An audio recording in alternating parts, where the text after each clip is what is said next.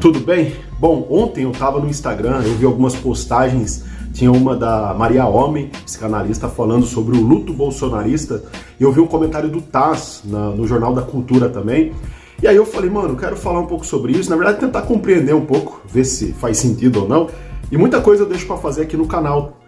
Quero ver um vídeo, eu falo, já vou fazer uma reação direta. Então eu achei um canal aqui, que eu não conheço, se chama Antídoto 2, e o nome do vídeo é O Luto Bolsonarista. Vamos ver junto, cara?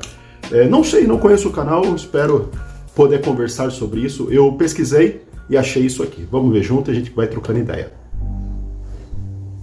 Eu escrevi esse roteiro em um momento de luto.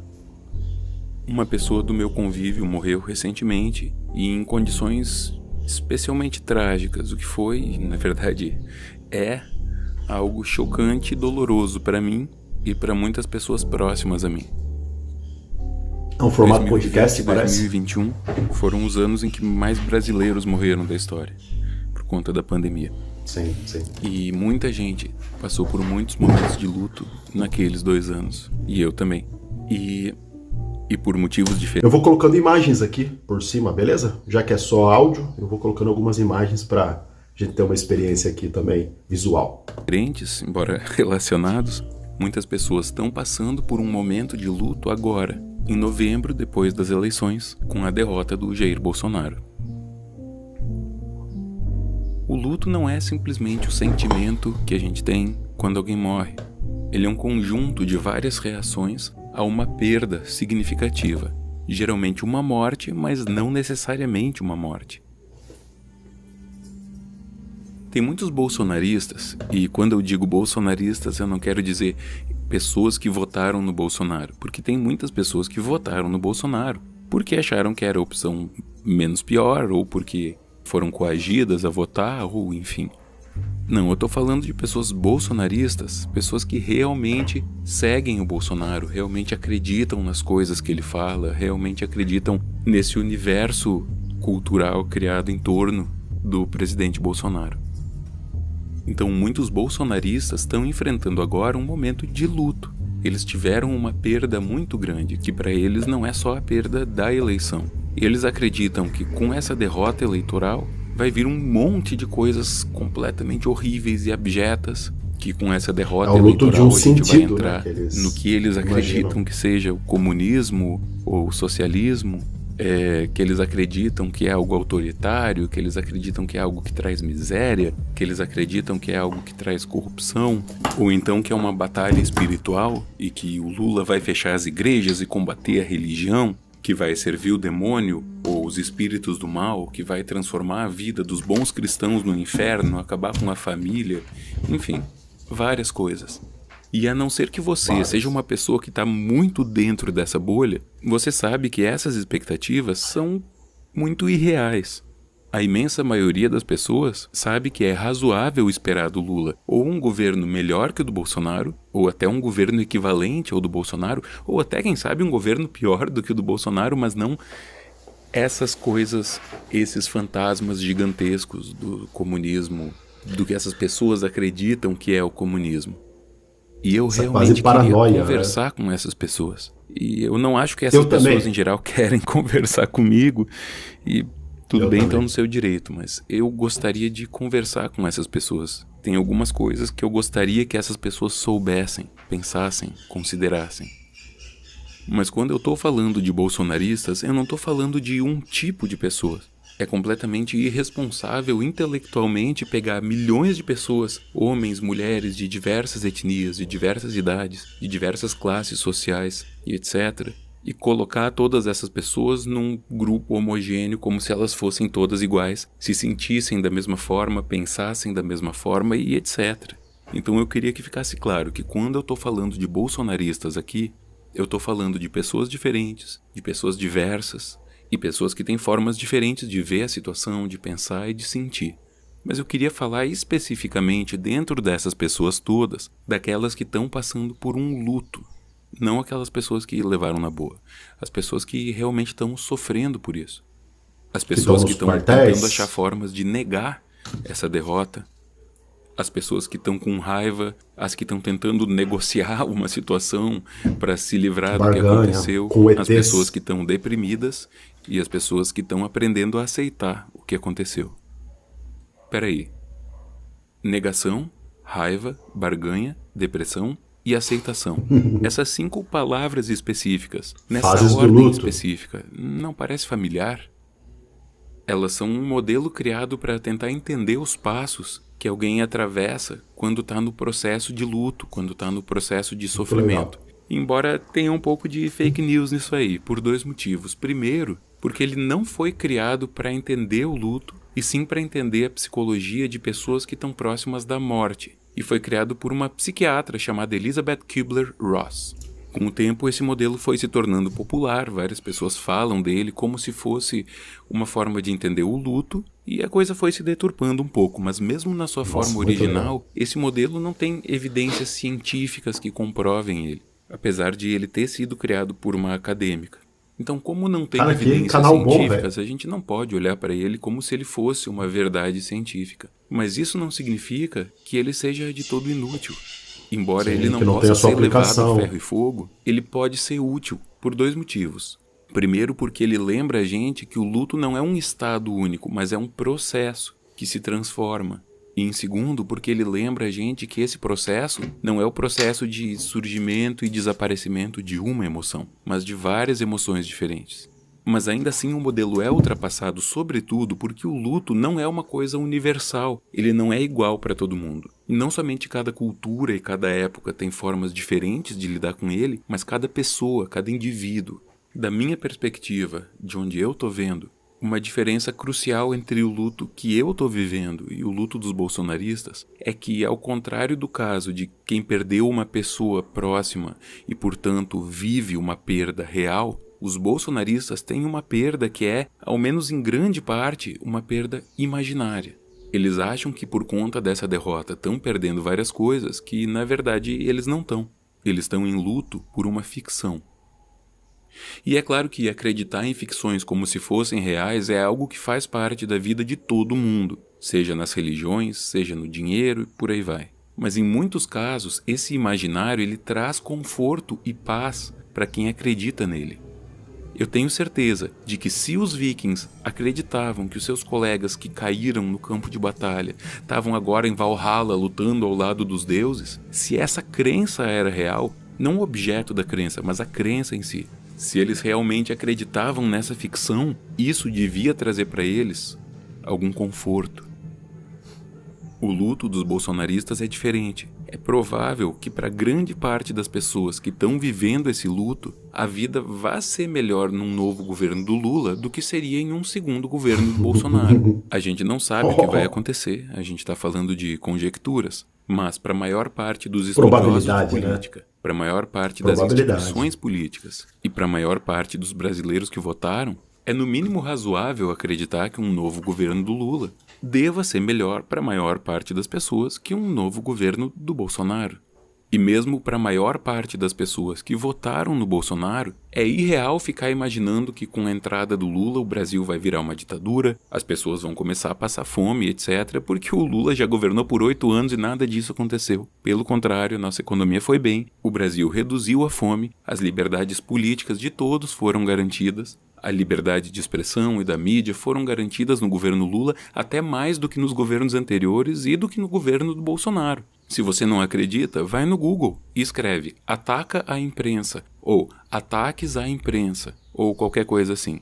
E você vai ver que todos os primeiros resultados que aparecem, todos eles são do Bolsonaro ou da sua família ou dos bolsonaristas atacando, ameaçando, censurando a imprensa. Então, se você acha que um governo do Lula vai ser uma ditadura autoritária em que as pessoas passam fome, que não tem liberdade, no mínimo, percebe como a maioria das pessoas ao redor, incluindo basicamente todos os experts, os estudiosos no assunto, estão dizendo que não é isso que deve acontecer? Então o luto dos bolsonaristas é um luto por uma ficção. E essa ficção, ao invés de trazer conforto e paz num momento de luto, como uma pessoa que acha que o seu amigo foi para o céu, essa ficção traz o luto em um momento que deveria ser de confortar e de pacificar. Mas tem algo que é muito importante lembrar quando a gente está falando sobre isso. Se os medos que levam esse luto a existir são medos de coisas falsas, são medos baseados em mentiras, o medo propriamente dito é real. Se um egípcio há 3.000 anos atrás tivesse medo de ir para o Duat e ser devorado por Amut, a devoradora dos mortos, por mais que Duat e Amut não existam, o medo que essa pessoa sentia era real. E todos nós temos medo de coisas que não são reais. O medo que esses bolsonaristas estão sentindo é real. O luto é real. O sofrimento é real.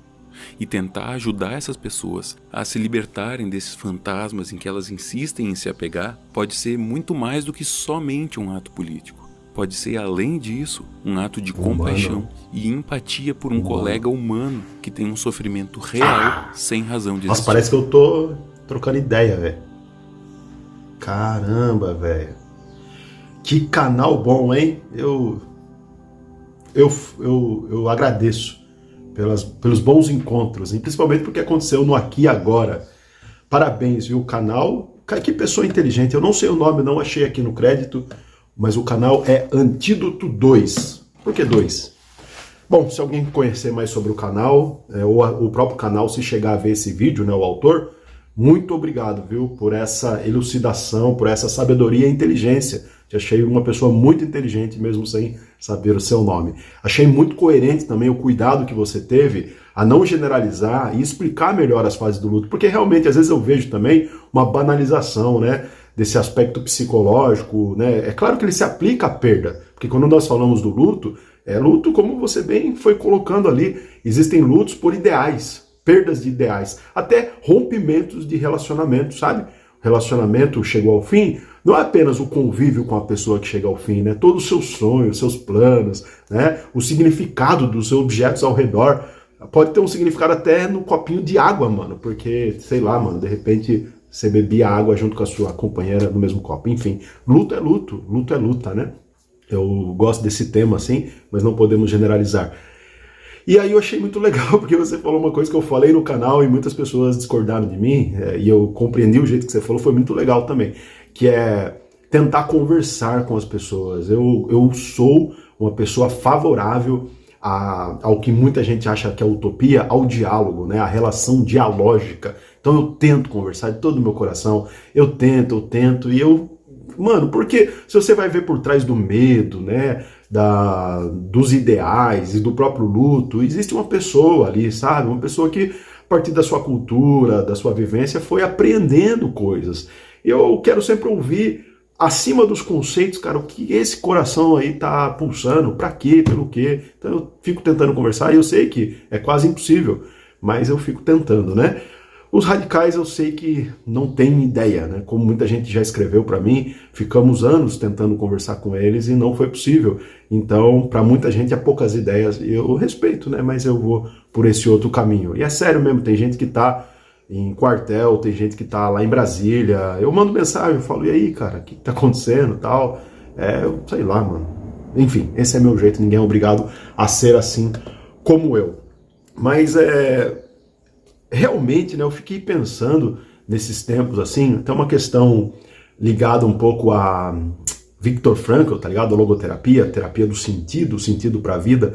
Eu fiquei pensando o quanto para muita gente, né, para a maioria das pessoas, às vezes o sentido, ele é muito mais importante do que a questão real.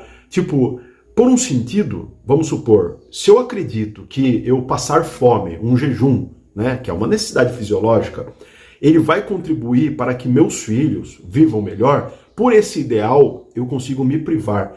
E daí, quando o narrador aqui foi falando sobre que a vida, ela, no mínimo, né, ela pode caminhar por bons trilhos nesse novo governo, porque é um governo democrático, tá? Você gostando do Lula ou não, né? Estamos aí trabalhando pela democracia.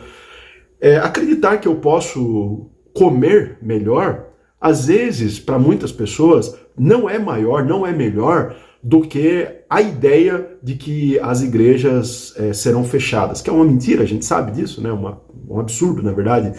Mas muita gente, como se apegou nessa mentira e colocou como verdade, fala, meu, não importa, eu vou passar fome se necessário, tal, mas eu quero, no caso, se o governo que estava extorquindo praticamente a população brasileira, né, porque estava muito ruim, está muito ruim a vida do brasileiro, mas tipo, eu continuo passando fome, mas eu quero ter a garantia que as minhas igrejas, que a minha fé não vai ser roubada. Ou seja, em outras palavras, eu prefiro passar por privação fisiológica do que ter o meu sentido roubado, o sentido da minha fé, o sentido da minha religião, ou da educação que eu acredito para os meus filhos. E aí como implantaram uma mentira, né, das ideologias, isso, aquilo, várias coisas, várias fake news aí, né, muito complicadas, nos grupos do WhatsApp, que são grupos privados, onde lá muitos absurdos são ditos, mas não são checados. E aí as pessoas começam a se alimentar pelas mentiras, e, a fim de manter esse sentido construído, ela prefere um governo que ela não percebe que está